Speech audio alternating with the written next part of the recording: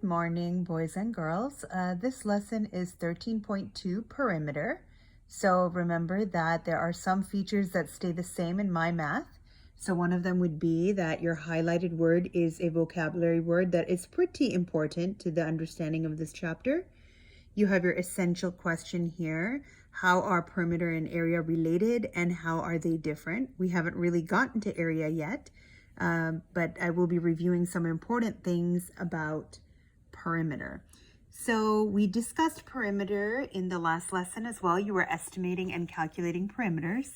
So here, for example, for this rectangular area, all of the measurements are given to you.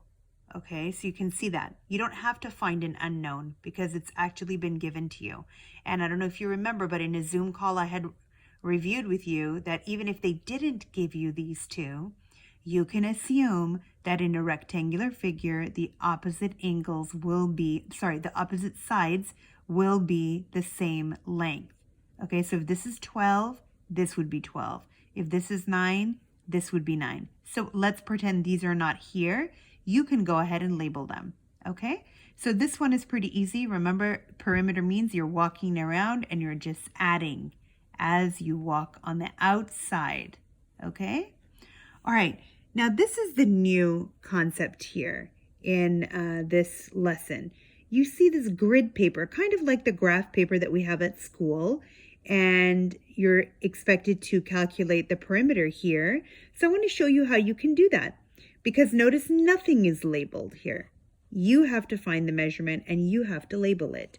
So if you take a look at the grid right here, this is the way I'd like you to count. Please watch this carefully so you know.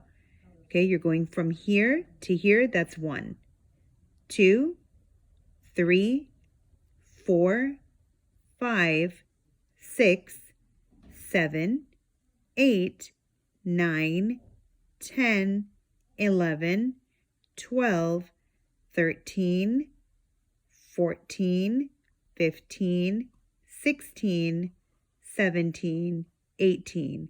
So the perimeter of this shape would be 18 units, okay? And we call it a unit because one box is called a unit.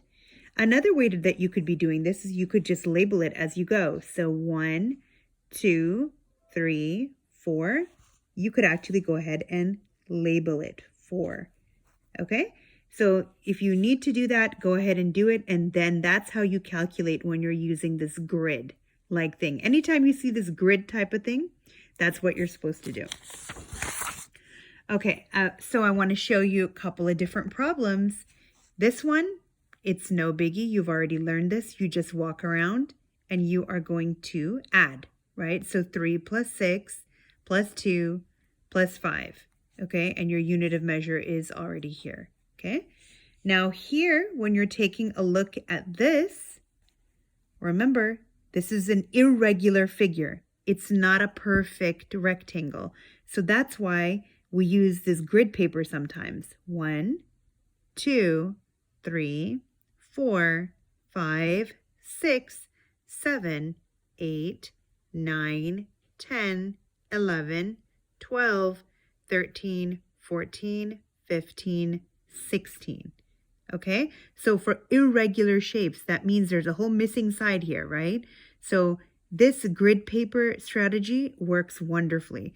So again, that's perimeter and that's perimeter, but this one is done on grid paper, okay? So that's just a little bit of a review over there, and this was the new part. This is the new content. I'm going to put a star here because that was not taught previously. Let's go to a little bit of a problem that's a little more complicated. Okay, so here we have something else. We have an unknown. This entire section is the algebra section. So in algebra, there's always going to be an unknown. So here, for example, you have a missing length here, okay? So if you notice this shape, this is a pentagon, and all around it, it has the same measure, okay? So it is totally fine for you to assume that here, here, here, here is the same, and this is also going to be the same.